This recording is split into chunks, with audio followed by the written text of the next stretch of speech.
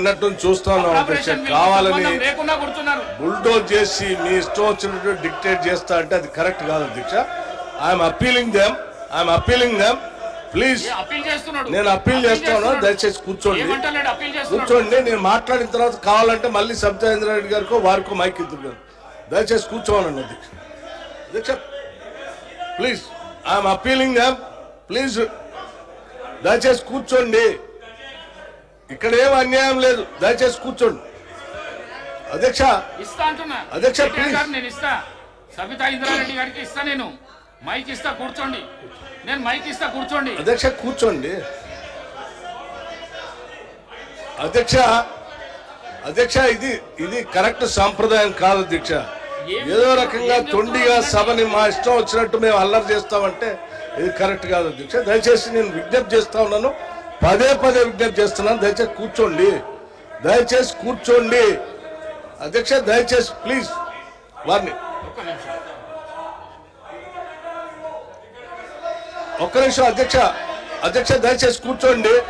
నేను మాట్లాడిన తర్వాత మళ్ళీ వారికి మైక్ ఇద్దరు కానీ సార్, దయచేసి మీరు కూర్చోండి. నేను మాట్లాడిన తర్వాత సార్ ప్లీజ్ 2 నిమిషం, 1 నిమిషం కూర్చోండి, దయచేసి కూర్చోండి దయచేసి కూర్చోండి అండి, దయచేసి కూర్చోండి అధ్యక్ష. ప్లీజ్ కూర్చో అధ్యక్ష. నేను సబితా ఇంద్రారెడ్డి గారు మాట్లాడింది చూశాను అధ్యక్ష.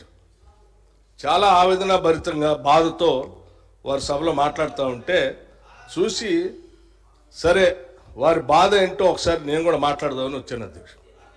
అధ్యక్ష, కాంగ్రెస్ పార్టీలో 2004 కంటే ముందు వేరే పార్టీలో ఉన్నటువంటి సబితా ఇంద్రారెడ్డి గారిని కాంగ్రెస్ పార్టీలో చేర్చుకొని టికెట్ ఇచ్చి వారిని 5 సంవత్సరాలు ఫుల్ ఫ్లెడ్జ్డ్గా మంత్రి చేసి 2009లో మళ్ళీ టికెట్ ఇచ్చి మళ్ళీ మంత్రి చేసి ఒక దశాబ్ద కాలం అధ్యక్ష అత్యంత ముఖ్యమైనటువంటి పోర్ట్ఫోలియోలు వారికి ఇచ్చి ఒక దశాబ్ద కాలం వారు మంత్రిగా కాంగ్రెస్ పార్టీ చేసింది అధ్యక్ష. 2009 వినండి, 2009 నుంచి 2014 వరకు మంత్రిగా ఉన్నటువంటి సబితా ఇంద్రారెడ్డి గారికి 2014లో కూడా కాంగ్రెస్ పార్టీ టికెట్ ఇచ్చింది అధ్యక్ష. సరే, దురదృష్టమో అదృష్టమో 2014లో కాంగ్రెస్ పార్టీ అధికారంలో రాలేదు, టిఆర్ఎస్ పార్టీ అధికారంలోకి వచ్చింది అధ్యక్ష. కాంగ్రెస్ పార్టీ బాగా ఆలోచన చేసి ఈ రాష్ట్రంలో తెలంగాణలో కాంగ్రెస్ పార్టీ లెజిస్లేచర్ పార్టీ నాయకుడిగా, ఒక సిఎల్పి లీడర్గా, ఒక ఎల్ఓపిగా, ఈ సభకి ప్రతిపక్ష నాయకుడిగా కాంగ్రెస్ పార్టీ పెద్ద హృదయంతో నన్ను ఆ రోజు ఎల్ఓపిగా నిర్ణయించింది అధ్యక్ష. ఒక బలహీన వర్గాల దళిత వర్గాలకు సంబంధించిన నన్ను ఒక సిఎల్పి లీడర్గా చేసి, ఈ రాష్ట్ర చరిత్రలో ఇంతవరకు సిఎల్పి లీడర్గా ఏ దళితుడిని చేయలేదు అధ్యక్ష. మొట్టమొదటిసారి నన్ను చేసి అక్కడ కూర్చోబెడితే ఒక దశాబ్ద కాలం మంత్రిగా పనిచేసి కాంగ్రెస్ పార్టీలో అన్ని పదవులు అనుభవించినటువంటి సబితా ఇంద్రారెడ్డి గారు నా వెనకుండి నన్ను ఎల్ఓపిగా నిలబెట్టాల్సింది పోయి కేవలం అధికారం కోసం నేను వారి ఇంటికి వెళ్ళి కూడా అడిగాను అధ్యక్ష. నాతో పాటు అనేక మంది నాయకులను తీసుకొని పోయి, అమ్మ ఎల్లబాకండి, మీరు పోతే ఎల్ఓపి స్టేటస్ పోతుంది, కాంగ్రెస్ పార్టీ పరువు పోతుంది, 10 సంవత్సరాలు మీరు మంత్రిగా అనుభవించారు, మీరు ఇప్పుడు కూడా ఎమ్మెల్యేగా ఉన్నారు, కాంగ్రెస్ పార్టీ మీకు ఏం తక్కువ చేయలేదు, మీకు ఇంకా కావాలంటే ఇంకా చాలా చేస్తుంది, చివరికి మీ అబ్బాయికి పార్లమెంట్ సీట్ కూడా కాంగ్రెస్ పార్టీ ఇచ్చింది, చేయబాకండి అని పదే బతిలాడితే వారు చేసింది ఏంటి అధ్యక్ష?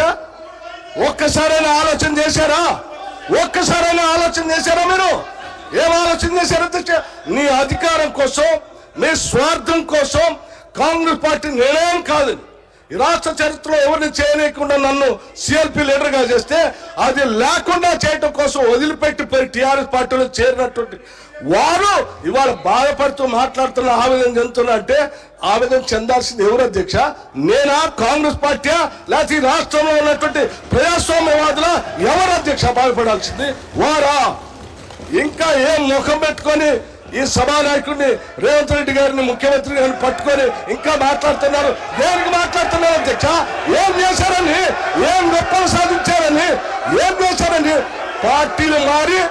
పార్టీలు మారి పరువు తీసి మొత్తం ప్రజాస్వామ్యాన్ని కూలి చేసింది కాకుండా ఇంకా మాట్లాడుతూ ఉన్నారు, ఆవేదన చెందుతున్నారు, బాధపడుతున్నారంటే బాధపడాల్సింది ఎవరు అధ్యక్ష? ఇది కాదు, బాధపడాల్సింది మీరు, బాధపడాల్సింది మీరు. ఏం మాట్లాడుతా ఉన్నారు? ఇంకా ఏం కూర్చోండి,